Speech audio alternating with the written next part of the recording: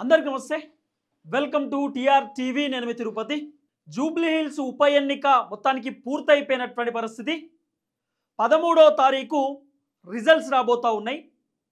So మొత్తానికి polling complete అయిపోయింది. Polling తర్వాత అనేకమైనటువంటి ఎగ్జిట్ పోల్స్ తెరపైకి వచ్చినటువంటి పరిస్థితి. ఆ ఎగ్జిట్ పోల్స్లో చాలా క్లియర్ కట్గా దాదాపు 90-95% ఎగ్జిట్ పోల్స్ అన్నీ కూడా కాంగ్రెస్ పార్టీ గెలవబోతుందని చెప్పి క్లియర్ కట్గా చెప్పినటువంటి అంశం.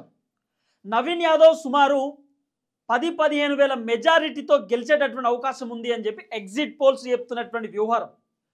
వాస్తవానికి ఎగ్జిట్ పోల్స్ కంటే ముందు ప్రీ పోల్స్ ఏదైతుంటాయో ఈ ప్రీ పోల్స్కి సంబంధించినటువంటి సర్వేలో బీఆర్ఎస్ పార్టీ గెలిచే అవకాశం ఉండొచ్చు. బీఆర్ఎస్కి గ్రాఫ్ గట్టిగా ఉంది. హైడ్రా అనేది పెద్ద దెబ్బతీసింది కాంగ్రెస్కి. 6 గ్యారెంటీలు దెబ్బతీసినాయి. కాంగ్రెస్ పైన ప్రజల్లో వ్యతిరేకత ఉన్నది. నవీన్ యాదవ్కి ఇవ్వడం కొంత ఇబ్బందిగా ఉండదని చెప్పి రకరకాలుగా చర్చలు వచ్చినాయి. రకరకాలుగా మాట్లాడుకునేటటువంటి కార్యక్రమం చేసిరు.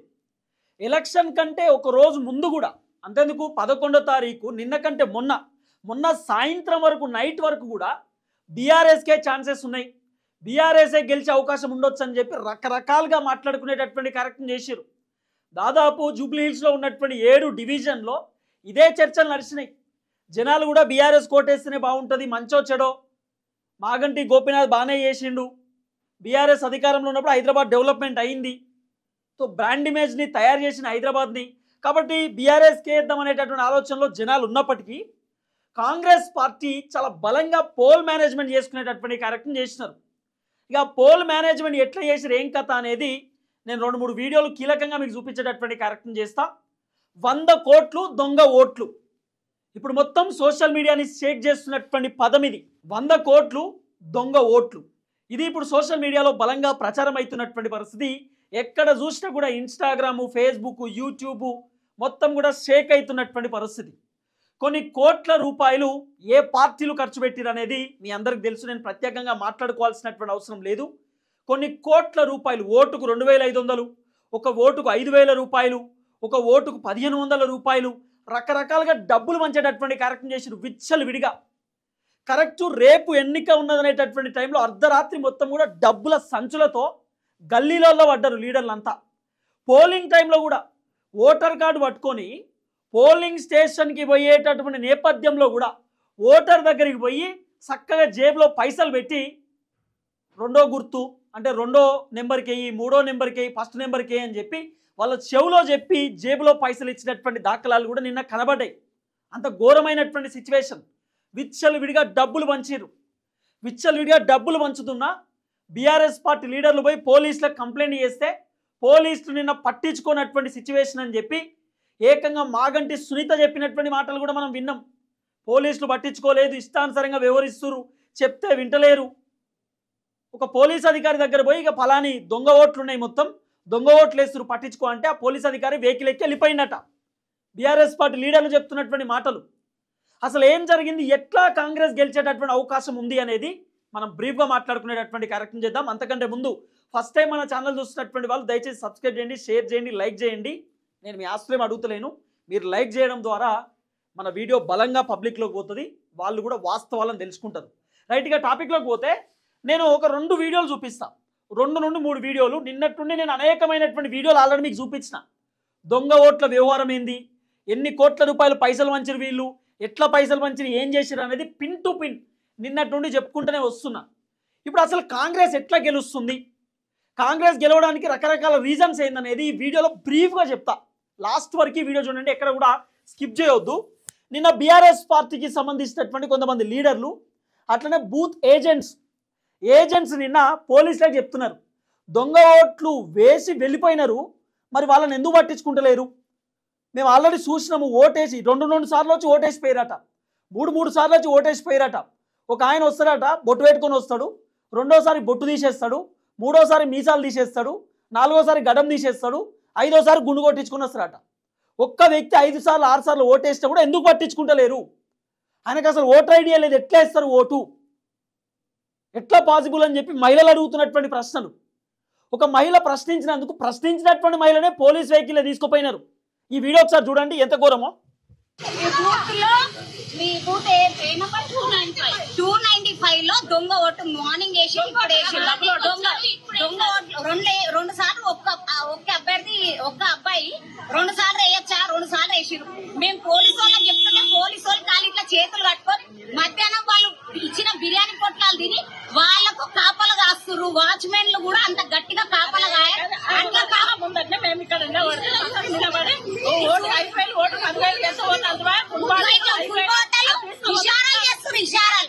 మాట్లాడుకుంటే చెదరగొడుతుండ్రు. వాళ్ళు 100 మంది అటు ఇటు నిలబడి పైసలు వస్తాంటే కూడా చంపేస్తలేరు.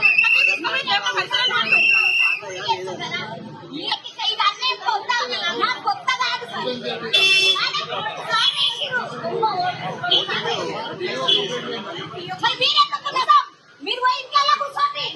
మాకు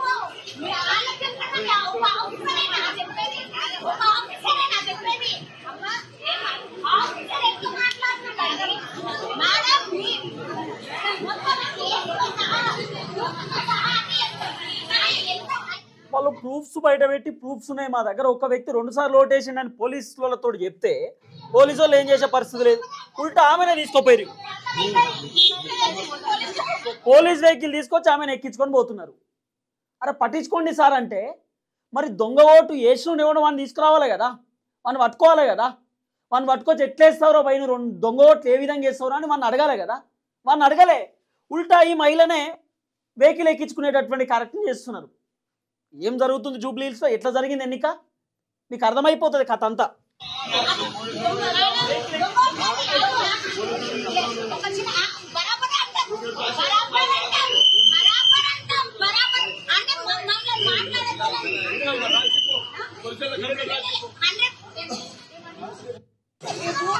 అట్లా ఇక విన్నారు కదా, చూసిరు కదా కథ. ఇగో ఇంకో వీడియో చూపిస్తా. ఓటేనికి వెయ్యిర్రు, ఇంకేస్తారు కదా ఇంకు, ఆ ఇంకు తుడుచుకున్నారు. ఆ ఇంకు తుడుచుకోవడానికి వాళ్ళ దగ్గర ఒక మార్గం ఉంది. ఒకసారి ఈ వీడియో చూడుర్రి. ఓటు వేయించుకొని వచ్చిండు, ఆల్రెడీ ఓటు వేసిండు, పోయి వచ్చి మళ్ళీ ఇంకు తుడుచుకుంటుండు. వాస్తవానికి 2-3 రోజుల దాకా ఇంకు పోదు, కానీ వాళ్ళ దగ్గర ఏదో ఉంది ఇంకు పోవడానికి. ఒక కొత్త ఉపాయం కట్టిరు, చూడుర్రి ఆ కథ చూడుర్రి తెలుస్తుంది. ఇంకు తుడుచుకుంటున్నారు, కథం ఇంకు తుడుచుకున్నాడు. ఇక పోయి మళ్ళీ ఇంకో ఓటేస్తారు అన్నట్టుగా. ఎంత ఘోరమైన సిచ్యువేషన్ అండి. ఏమెన్నికండి జూబ్లీ హిల్స్లో, అగో అయిపోయా తూడ్చిండు, పోయి ఇంకోటి వేయాలన్నట్టు. ఇప్పుడు ఇది జూబ్లీ హిల్స్ ఉప ఎన్నిక చూడండి. टेंडर डालना टेंडर डाल दिया तुम्हारा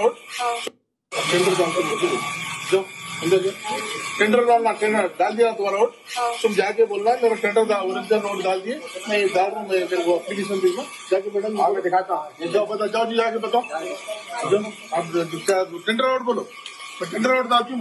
వేరే వాళ్ళు వేశారు ఓటు, ఆమె రాకముందే వేరే వాళ్ళు ఓటేసిపోయారు, ఆమెనేమో ఓటేయడానికి. ఏం చెప్పాలి ఇక.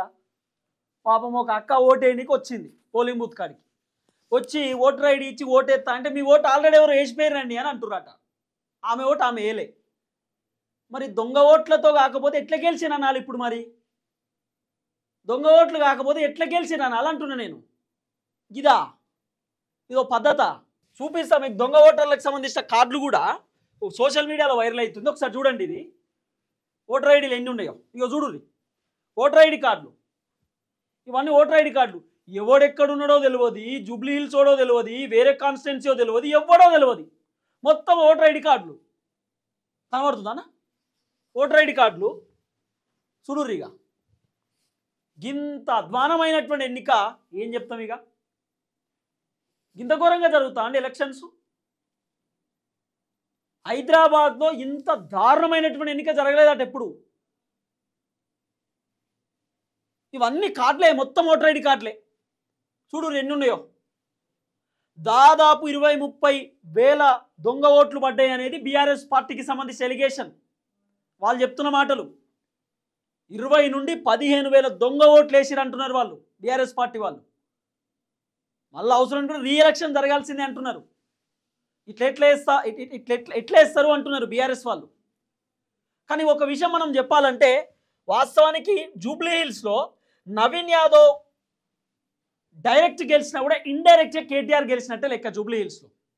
ఎట్లా కేటీఆర్ గెలిచిండు ఇండైరెక్ట్గా అనేది మనం కొంత డెప్త్గా మాట్లాడుకునేటటువంటి కార్యక్రమం చేస్తే ఓన్లీ కేటీఆర్ వల్ల తెలంగాణ ముఖ్యమంత్రి రేవంత్ రెడ్డి రంగంలోకి దిగి ముఖ్యమంత్రి హోదాలో ఉన్నటువంటి వ్యక్తి 7 డివిజన్లో 7 రోజులు మీటింగ్ పెట్టిండు.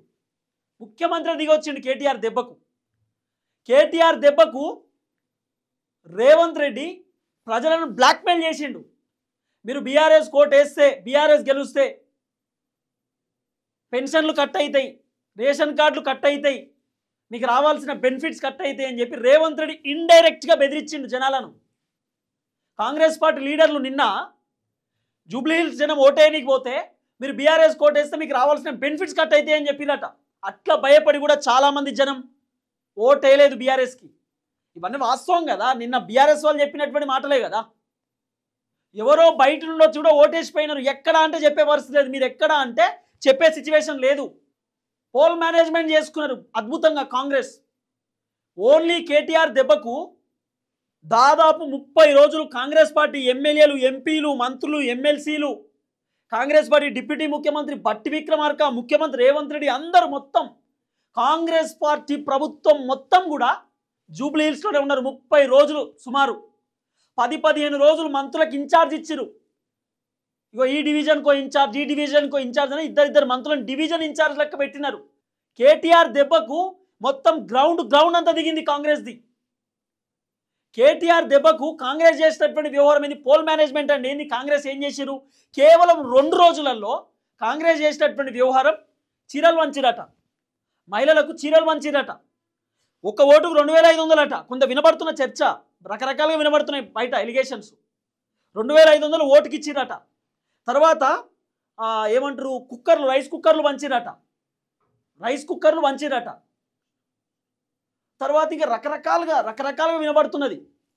రైస్ కుక్కర్లు వంచిర్రని, తర్వాత పైసలు ఇచ్చిర్రని, బతుకమ్మ చీరలు ఇచ్చిర్రని, తర్వాత ఇక పోల్ మేనేజ్మెంట్, ఇక మీకు తెలుసు కదా దొంగ ఓట్లు, వ్యవహారము, కథ అవన్నీ చేసిర్రు. రకరకాల వినోడు, మందు వంచిరట. ఇవన్నీ మేనేజ్మెంట్ కిందకి, మొత్తం పోల్ మేనేజ్మెంట్ కిందకి వస్తుంది అన్నట్టు. ఇట్లా చేసి ఇవాళ జూబ్లీహిల్స్ మొత్తానికి నవీన్ అన్న గెలవబోతున్నాడు. నవీన్ అన్న గెలిచేటటువంటి పరిస్థితి. దొంగ ఓట్లు వేస్తారని చెప్పి బీఆర్ఎస్ వాళ్ళు ధర్నా చేసినందుకు, రోడ్డు మీద కూర్చున్నందుకు వాళ్ళని తీసుకోపోయి లోపడేస్తారు. మరి ఇదే కాంగ్రెస్ పార్టీ లీడరు పట్టపగలి పైసలు వంచుతుర్రు, దొంగ ఓట్లు వేస్తుర్రు, ఇంకులు దుడుచుకుంటుర్రు, రకరకాల వ్యవహారాలు జరుగుతూ ఉంటే కూడా పట్టించుకునే పరిస్థితి లేదు. ఇంకేం మాట్లాడతాం? ఇక చెప్తే ఉల్టా మన మీదనే.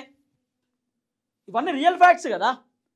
ఒక మహిళ వచ్చి ఓటేయనికి వస్తే ఆమె ఓటు ఎప్పుడో వేసిపోయారట ఆల్రెడీ. ఎవరేస్తారు అట్లా?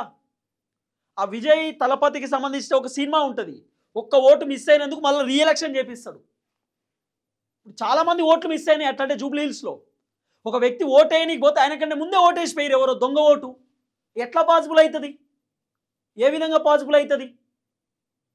నిన్న పోలింగ్ జరుగుతున్న టైంలో కాంగ్రెస్ పార్టీ నాన్ లోకల్ ఎమ్మెల్యేలకు ఏం పనాడా? మల్లు రవికి ఏం పని? బట్టి విక్రమార్కకి ఏం పని? చామల కిరణ్ కుమార్ రెడ్డికి ఏం పని? బీర్ల ఐలేకి ఏం పని?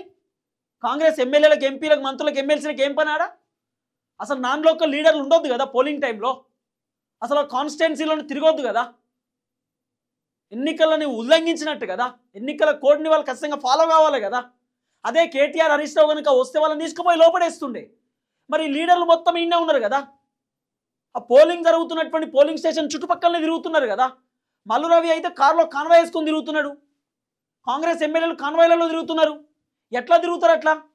వాళ్ళ పైన ఏం యాక్షన్ తీసుకున్నారు? ఇవన్నీ చెప్పాలా?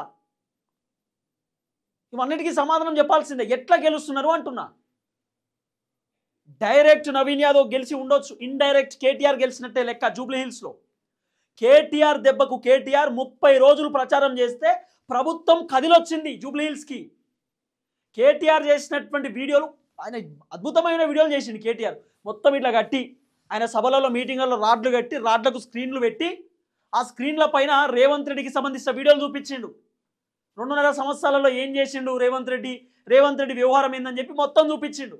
హైడ్రా ఎట్లా కూల్చేసిర్రు, రేవంత్ రెడ్డి ఏమేమి హామీలు ఇచ్చిండు, ఏమేమి చెప్పిండు, ఏం అబద్ధాలు చెప్పిండు, ఏం నిజాలు చెప్పిండో మొత్తం వీడియోలు చూపించిండు. అవన్నీ రేవంత్ నాకు అర్థమైపోయి కాంగ్రెస్ ఓడిపోయే సిచ్యువేషన్ ఉంది, సర్వేలన్నీ మనకు నెగిటివ్ ఉన్నాయి, గ్రౌండ్లో ఉండాలని చెప్పి రేవంత్ రెడ్డి స్వయంగా రంగంలోకి దిగి 6-7 రోజులు స్ట్రీట్ మీటింగ్లు పెట్టిండు, రోడ్ షోలు నిర్వహించిండు, రకరకాల ప్రయత్నాలు చేసిండు. ఆఖరికి పోల్ మేనేజ్మెంట్ చేసుకున్నాడు. చీరలు వంచుడు, పైసలు ఇచ్చుడు, కోటర్ సీసాలు వంచుడు, కుక్కర్లు వంచుడు, ఓటర్ ఐడీలు వంచుడు, ఇవన్నీ చేసేటటువంటి వ్యవహారం. ఇవన్నీ మేనేజ్మెంట్ కిందకే వస్తాయి కదా. కానీ ఓన్లీ కేటీఆర్ దెబ్బకు ప్రభుత్వమే 30 రోజులు కదిలొచ్చింది జూబ్లీహిల్స్కి. అసలు ముఖ్యమంత్రి హోదాలో ఉన్నటువంటి వ్యక్తి ఎవరు కూడా గల్లీలు తిరగరు, గల్లీలు తిరిగి ప్రచారం చేయరు. కానీ కేటీఆర్ దెబ్బకు రేవంతనే గల్లీలకు వచ్చి ప్రచారం చేసిండు. కాంగ్రెస్ పార్టీ మంత్రులు స్వయంగా వచ్చి గల్లీలలో దండం పెట్టి ప్రచారం చేసిరు. కారణం కేటీఆర్ గ్రౌండ్లో తిరిగి స్ట్రీట్ మీటింగ్లో కేటీఆర్ గల్లీ కూడా తిరగలే. కేవలం రోడ్ షోల దెబ్బకే ప్రభుత్వమే గదిలొచ్చింది. ఈ విషయంలో కేటీఆర్ గెలిచినట్టే. జూబ్లీహిల్స్లో ఒకవేళ సునీత గెలవకపోయినా కేటీఆర్ గెలిచినట్టే లెక్క. ఓన్లీ కేటీఆర్ దెబ్బకు రేవంత్ అని ఎన్ని చేయాలో అవన్నీ చేసిండట. ఇంత మేనేజ్మెంట్ జరిగింది. నిన్న ఓపెన్గా మస్తు వీడియోలు వచ్చినాయి, అనేక వీడియోలు ఓపెన్, డబ్బులు పంచుతున్న వీడియోలు, మొత్తం ఇట్లా ఇంకులు దుడుచుకుంటున్న వీడియోలు, దొంగ ఓట్ల వీడియోలు, అడ్డంగా పట్టించారు కొంతమంది, దొరికిపోయారు కొంతమంది. ఒక మహిళ దొరికిపోయింది, ముఖానికి మాస్క్ వేసుకున్నది. అంత ఘోరమైన సిచ్యువేషన్. నిన్న నేను చూపిస్తా కదా కొన్ని వీడియోలు మీకు చాలా క్లియర్గా. ఒక మహిళ దొరికిపోయినటువంటి వీడియో నిన్ననే చూపిస్తా కదా. ఇంకుంటాయి పాత వీడియోలు కూడా ఉన్నట్టున్నాయి దీంట్లోనే. నిన్న నేను చూపించేటటువంటి కార్యక్రమం చేసిన. మాగంటి సునీత గారు కూడా నిన్న మాట్లాడినారు. ఎన్ని దొంగ వీడియోలు, ఎంత కథ, ఎంత వ్యవహారం. ఇగో వాళ్ళు ఏడికెళ్ళి వచ్చినో తెలియదు. ఓటర్ ఐడి కార్డులు మాత్రం జూబ్లీహిల్స్ ఉన్నాయి. ఏం చెప్పాలి చెప్తలేదు. ఇక కృష్ణానగర్ ఏడుంటారు అంటే చెప్తలేదు. ఆమె ఇంత ఘోరమైన పరిస్థితి ఉంటుంది. ఎన్ని దొంగ ఓట్లు నిన్న, చాలా ఘోరమైన పరిస్థితి అండి.